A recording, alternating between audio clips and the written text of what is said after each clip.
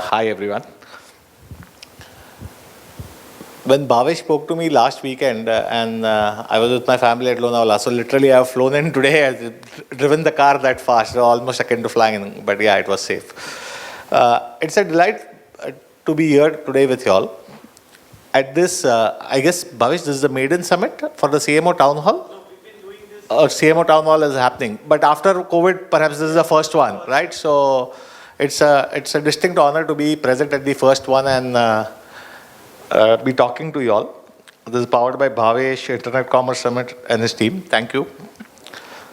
Now I know Bhavesh did mention that I've done some research and from those findings I'm going to share some insights with you all. And basically when I was going through the agenda as a part of this first talk that was there, it was mentioned about I need to come and talk about 3 nodes of customer retention, is to decode the 3 power nodes of customer retention, how to deliver a superlative experience through interact, optimize and engage strategy. And I told Bhavesh that talking to this group of learned people, it would be like preaching to the converted. So I would not go down that Harakiri path, but rather make it interesting. Yet I'll do my best to share some knowledge that transforms and information that is actionable right from the time that you go out of this meeting room back to your work desk, whether it's at home or whether it's at office, that being the intent of what I'll talk. So coming to what I need to speak about is we had some sort of crisis, and the crisis that we as marketers, apart from our businesses and families due to the pandemic, did we all also have a crisis in storytelling? Did you all face a crisis? Right? Some people are nodding, others perhaps sailed through very well. Storytelling is what's at the heart of the brand building process. And there were these unprecedented times, a world that was confined into lockdown. And in this situation where social distance, remote working became the norm, there were no frames of reference for marketers to operate. There was no playbook that was available to them. Misinformation constantly distorted the view, the last 9 months if you reflect back. So how does one continue to tell stories in a world that was gripped by fear? And what kind of stories does one tell? But few brave marketers, of course, have risen to the challenge, have done some outstanding work. They've worked with empathy. They've worked with courage, and they've worked with imagination. They've unlocked brave new ideas and opened up a fertile new ground for stories to be told. In shaping these narratives, they have been mindful of the customer's new reality, the heightened state of anxiety, a feeling of hopelessness and quiet dread. That is why their stories give purpose and they reassure. And of course, they release pressure once in a while, making us laugh. They have made the most of an adverse situation, using it to open up this fertile new space for storytelling ideas. What I'm going to share with you today, what has transpired in the last 9-10 months, and I picked up some learnings last week at 2 forums. In the week gone by, the DMA also endorsed another forum which is called as the Brand Brewery. It had its maiden event on 3rd February in Delhi. And it was perhaps the first official outing for a lot of CMOs and CXOs. Perhaps for many of you also it might be the first official outing after the pandemic. And it was quite an interesting format because the format revolved around stories that touch a brand soul almost on a daily basis. That format, the collective saw the who's who of marketing, and it was juiced up into 4 segments. That was an inspiration talk, a campaign trail, a trend spotting, and a future gazing talk that was there. It honed spotlight on path-breaking thoughts and thought leaders. Also, we had the DMA Asia breakfast briefing in Bangalore on 4th, from where I decided to take a small vacation with my family. And I picked up some great thoughts over there also. So from the brand brewery and from the breakfast briefing, I have distilled some 7 keys that I've identified for you all to be able to help accelerate the economy and adapt to a new normal. So presenting the key number 1 to you, and of course I'll attribute these keys to the brand masters who have shared these thoughts and ideas. I'm only somebody who's made the summary and brought it for you all over here. So key number 1, when it's stormy out there, you work on your nets. And we had Lloyd Matthijs come in and share some great examples of how during the 9 months he's seen brands that have been able to make a difference to themselves, to the stakeholders that are there. And each one of us was caught unaware when the pandemic broke out. And that was akin to a moving goalpost. However, this universal timeout opportunity has given us the big opportunity to reflect, reinvent our businesses and ourselves. So that's really there. In fact, if somebody is saying, is this the new normal? Is it normal? No, nothing is normal about it still. We never used to wear masks. There's still a lot of abnormality out there. And if we recognize and stay with it, it's going to be easier for us and our businesses. The timeout is still on, and it's not business as usual. Given his experience, Lloyd's experience working with early stage startups, there were 3 things that made a difference to those startups in their businesses. One, those who had the ability to be resilient. The startups that were agile. And third, startups that had a continuous dialogue with their stakeholders. They were the ones who could make a difference. So what are the 3 takeaways that we could summarize as key number 1? It's Tommy out there, work on your nets. Marketers need to be the voice of the customer in the boardroom. Of course, pandemic hai, budgets cut hai, things will happen, but still the customer's voice, that's what marketers need to be. Brands need to keep the dialogue on with all stakeholders, and that's how you keep making things happen. And the last is, we all need to learn to skirt the traps of matrix and tactics. We need to be focusing on the long-term story of the brand, because those few likes, those few shares is not going to get the brand where it needs to be. So that's there. Moving on to key number 2. And key number 2 was also presented by a very senior thought leader, very insightful. We had V. Vishwanand, or Vishy as he is known, the Deputy Managing Director for Max Life. And he had 2 beautiful, brilliant points to make. That's your key number 2 for today. Max Life, like all other businesses, was also caught unaware. And he shared how using these 2 mantras, their company was able to get about 15,000 of their employees, 50,000 of their variable pay agents, and 60,000 bank assurance staff onto a digital platform, where in the insurance business, face-to-face selling life insurance is the norm. How do you get this business to digital? So he had 2 very powerful mantras for it. The first mantra being that have purpose or be purposeful. And the second thing that is there, which was quite interesting, because Vishy is a non-marketer, he comes from a finance background, so a lot of CMOs loved his perspective. And the second was be paranoid. In good times, if we start thinking about how it would be as if we are in difficult times, then we'll never have to think of bad times. And very interestingly, if you do a Google search also, is Google paranoid about its monopoly? You will find a hell lot of articles. Yeah, Google's paranoid, right? So companies that get to some place, they are companies, they are really paranoid about that everything is going to change. Kal se sab kuch badal jane wala hai, band ho jane wala hai. So they are thinking ahead of the curve, much ahead of the curve. So that was the second key. The key number 3 that we got from this meetings was very interesting. That was a part of our campaign trail segment. And most of you would have caught on the latest campaign, the first print campaign or one of the recent print campaigns that has gone viral big time on digital. Any guess? Silva Med. Yeah, that's one. A little earlier than that, or probably around that time. Uh, Very interesting social connotation, a print campaign that's gone viral on digital, the Truecaller campaign. It's not okay, right? Many of you would have caught it. So we had Manan from Truecaller and Sadbir who came in and they shared the nuts and bolts of a campaign. Interestingly, this campaign has been running for the last 3 years or 4 years.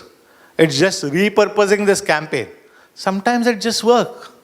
And in a time and situation when everybody was spending money on digital, they decided to spend money on print and not spend a single rupee on digital. And yet it took places. Now, why did that campaign succeed? That is the third key that's there. And Jasrita, our dear friend and CMO ex Fortis, has preceded very well. And I'm borrowing her words for this talk today over here. It's a digital first company ran this campaign on digital, put money for the last 3 years over there. But in a year of unparalleled digital adoption and penetration, they used the non-digital method. So what is the insight over here? Insight being that if it's a mass problem, mass media works. So digital always does not work. Personalization is damn good, but sometimes you need to go mass when it's a larger thought. Second is, Truecaller in their communication did not chase conversion matrix, app downloads, stuff like that. But it was single-minded communication, what they wanted to convey to their audiences. And perhaps that's the power of it. And they stuck to the core messaging. In this case, it was getting stalked, get reported. And last is, it was really brave for a brand to go with and have the gumption to say that, we are the first line of defense, but we are not the solution about it. So I think that was very good. Your brands can have wonderful takeaways out of it. Stick to the core messaging. Be brave enough. The key takeaway is like, really be brave enough. The next what we learned is from how do you get a large store to open during a lockdown? How do you get the works happening during a lockdown? And we had Anisha Agarwal from IKEA come in and share the IKEA story, that how during the lockdown they made it happen. And there were 3 things in the talk that we had from Anisha, is that they turned a heightened state of awareness into desired action.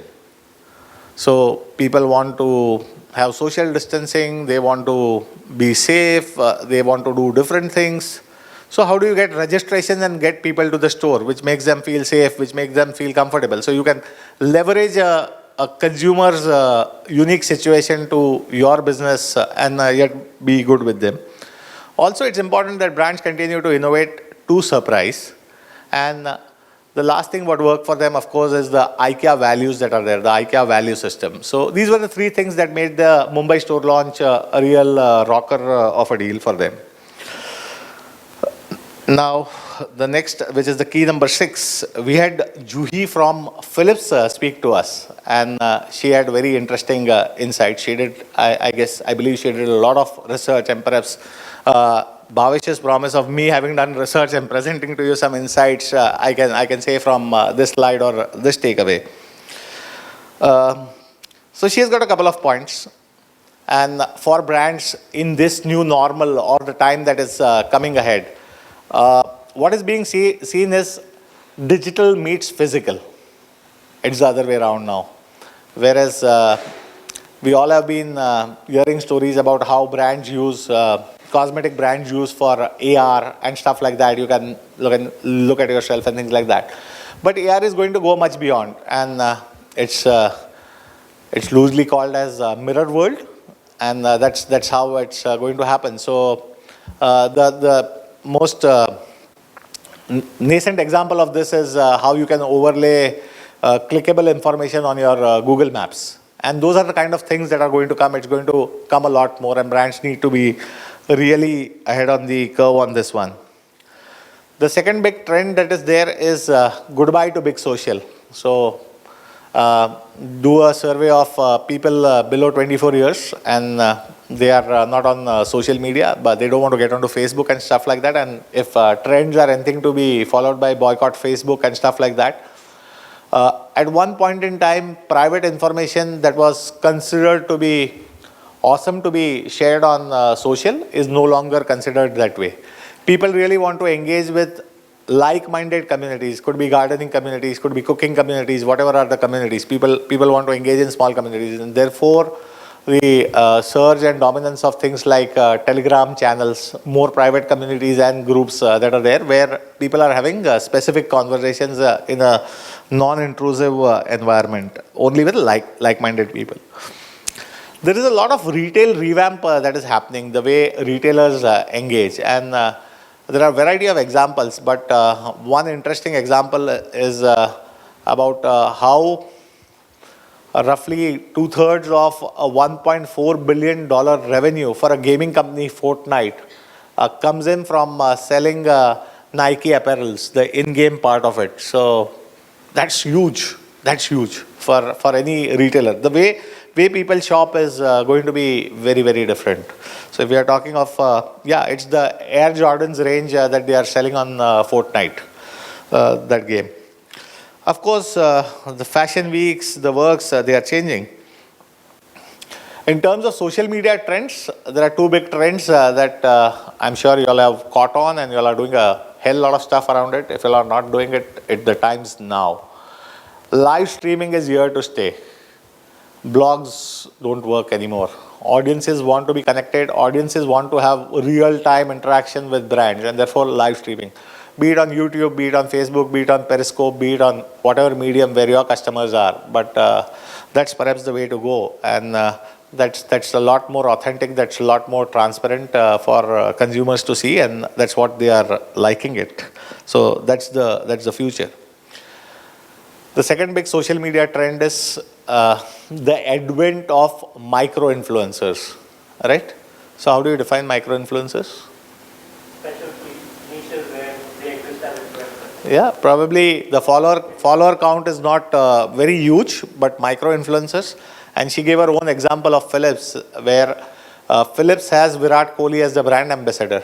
And that's nice to have. That's for the umbrella cover that is there. But when they do activations, when they do product launches, they engage with micro influencers across their markets, and that's what really, because the followers that are connected to this micro influencers believe in the authenticity of the micro influencer, of the feature advantages, benefits, what is being spoken about, the pros and cons that are there, and they are more likely to convert into a purchase versus a large celebrity. So that's there. And then the last thing that Juhi mentioned, which is something, a topic which is very close to my heart also for the last many years, because that's one of the agenda that DMA is left behind and needs to get done, and we are going to get done, is around privacy. Privacy has become more important than ever. The amount of stuff that is happening in the privacy space is not funny. Be it the Apple ID that cannot be used for personalization, or the FLOCs by Google and whatnots that is coming, the PRAM initiative by the global giants that are there. But in the here and now, as marketers, people are really worried about their privacy. If we contextualize it in the Indian market, perhaps they were not so concerned about privacy a couple of years ago, but now they are. And therefore, there needs to be some basics in place. You need to reassure customers of what information you are collecting about them, how you are going to use that information, how are you going to store that information, and does the customer have the right to have this information be forgotten. So that could be in terms of the badges that are there on your website, the cookie policies that are there. Be transparent with the customer. Customer needs the choice, to be given the choice to share data or not to share the data, and whether the customer wants to be targeted around that data or not. Right? How do you make customers also feel safe is add customer reviews and testimonials, make your sites easy to navigate, have fast loading pages, and make sure that your checkout process is secure. So a couple of small things, but make a huge difference. Sometimes we look beyond the obvious. We try to focus on some big things, some big piece of shiny tools and techniques that are there. Then now the last key that is there, perhaps the seventh one. And if I've gone too fast or if I've not been able to narrate too well to you all, most of this information is available as blogs written by these people who have come to the forums themselves. One of the good practices, and Bhavesh, with your permission, if I may request this learned crowd out there that as senior CXOs in this room, I would urge upon you that once you get out of this meeting and within 24 hours, please write a one-page blog of some insight that you got today, some inspiration you got today. There are many out there who would be following you. They need that. So it's my humble request at a DFA forum. Perhaps I can say it much more strongly, but at this forum, with your request, I'll request all you people, because there are so many out there who need this knowledge. From what I'm speaking, from what you interact with many other people out here, I'm sure you are going to cull your own unique 2 or 3 insights, and those insights are wonderful. If you do right, please let me know, and we'll try and share it even further. So coming to the last key is the 7th key, and the 7th key we got it from Saurabh Bajaj. Saurabh heads dairy at Britannia. And when I spoke to Saurabh about coming and speaking at the breakfast briefing, we were discussing how gloomy the last year has been, and has really somebody got lucky to that sense. And we got to this lucky 7 kind of a thing. So Saurabh got the 7 passion points that marketers utilized it very well during the pandemic to make the most for their customers and for their brands. As we got into the pandemic typically has 4 phases that are there. The breach phase that is there. You get to a understanding phase, the renewal, and then coming back to normal.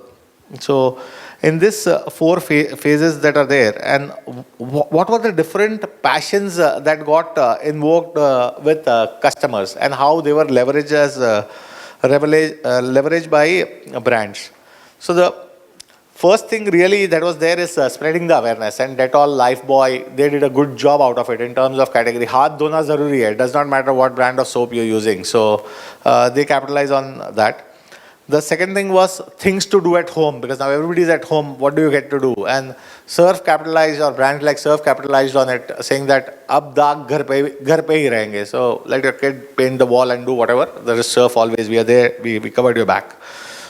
The third was celebrating home time. People got onto cooking and cookery, and everybody became a kind of a master chef. And a lot of food brands and FMCG brands capitalized on the celebrating the home time. Then there was a role of appreciation and gratitude, and Amazon takes the cake in terms of doing what they did for their employees in terms of appreciation and gratitude. Post which came the phase for solidarity and support, and Parle-G made a lot of noise around it by giving away those 3 crore biscuit packs, giving the eyeballs and the media coverage that it needed, and being seen as a great brand. And once the open up started, it was about safety and reassurance. So brands like McDonald's, Domino's, the QSRs, they did a great job around telling that, yeah, it's safe to come in and don't worry, you're not going to pop off. And the last thing, the last passion point that was observed during the pandemic was how do you enhance something for a brand using that's something that's become topical. So your Atmanirbhar Bharat, the vocal for local thing, was a big trend which many brands have tried to do it. Of course, I find some of the trends, while they might fit into one of these 7 passion points, but haldi wala bread kaun khata hai yaar? I can't. So immunity bread and God knows what. So that was like stretching it too far, but anything that's logical made a lot of sense. So adapting to the new normal, the marketing playbook continues to evolve on 7 big themes that are there. E-commerce, trials have happened, and it's time now to keep that momentum going for brands where trials are happened. Between a fad and learned behavior. So over the last 10 months, consumers have a lot of new learned behavior that is there. And how do we build on that new learned behavior of consumers is a key ingredient for all brands to consider. So e-commerce, there have been a lot of number of first-timers, trialists that are there. How do you get them to do more? Second thing, OTT platforms are here to stay. It's the only way to get the ever elusive millennial to watch something that you need to do. It's not that you get a TVC and plonk it onto an OTT platform. It will work very differently. So that's there. What YouTube and Facebook were to a generation or two ago, now is the Spotify and the Ganas of the world that are there. And of course, it took marketers a while to get to knowing how to do good TVCs. So crappy radio ads don't work on Spotify and Ghana. You need to really innovate. I don't think so. We are yet ready there. Then how best to use online payments and digital gratification. This is something is a thought as a future trend that could be coming. And a lot needs to be done there. We're not at the top of the iceberg also. The fifth thing that's going to be there is moment marketing. And there are so many, India is united over so many issues, be it protests happening somewhere, or everybody has an opinion, and we are united in many, many ways. But the opportunity to do moment marketing, like in a pandemic, or taking something that's commonly impacting all of us, we are not yet there. Our agencies need to really up the game. Then I already spoke about this point, but it's also covered here, A-listers influencers. So we had Bollywood stars and we had influencers. During the pandemic, I think they kind of blended together of who's able to, and now having influencers as a part of your core marketing strategy is no longer we also did kind of a thing, but it needs to get to getting some more significance than it did before. Last thing that is there is in terms of future trends, hyperlocal services and society marketing. And I kind of agree to this point because there are different examples. A lot of brands would have come to your society during the RWAs where you stay during the pandemic and post the pandemic, and now it would have become the norm. We had somebody like a Garden Snacks coming in, and we had ITC coming in, and whatnots, and shoe brands and retailers of all sorts trying to come and peddle their wares, despite the fact that my complex is a small complex with just 30 households in it. But yeah, people want to come there. And this trend is here to stay because I just recently had to change the tires of my car, and I called up, and I think the brand that I spoke to, Apollo or somebody, they said, "Aapko kuch nahi karna hai. The entire transaction will be done digitally end to end. Our guy will come to your place, they'll change the tires, do everything that's supposed to be done, and be done with it. You don't have to go anywhere." So brands are not only focusing on digital marketing, but they are looking at taking their businesses digital. As many processes as possible to be converted to digital, that's where the focus and the impetus is. That's also from my speak with about 150 CMOs during the pandemic. So I used to keep calling somebody or the other every day to kind of keep my mind working. So yeah, these were largely the 7 keys that I wanted to share with you. And so the last trend, what I spoke about was anticipate the big trends to follow, be the first mover. I got a bonus key for you, with nothing really to do with business or marketing. And this insight very beautifully was shared by our friend Manjunatha of Kenzio Digital. And he said, don't wait for another pandemic. There are a few things that you can do. Spend time with family. Give a pause to global warming and help heal the nature. Share the load at home. We all need to be in a process of continuous skill acquisition. We need to make lifestyle changes. And we need to be giving more importance to health and to hygiene than ever before. So that's truly the learning from the pandemic, and I think it helps us take to the next way forward. So that was really there, and then attempting to be true to the topic that was there, that was originally assigned, which were the 3 nodes of customer retention. And I'm not going to get into some frameworks or methodology, but basically I think customer retention, and while I was driving on the expressway, the time that it takes to cover the expressway is perhaps lesser than the time that it takes to do in traffic. So when you acquire customers, it's like you're on the expressway. You can get customers. We are still, India is in still acquisition mode market. Let new customers come in. Aa gaya ek baar, fir somebody else is it, somebody else's job. So acquire customers, understand them, and then third is enthrall them, meet their needs. I think this could be 3 power nodes for customer retention. I did try to Google some information about power nodes for customer retention. I said, I'll need to coin something. That's all from my side. So if some of you did feel sleepy during my presentation, then don't worry. We'll give you a clever tap and kind of get you awake and get you going where you need to go. And yeah, before I end time, I know it's time to create effect. And we know it doesn't come easy.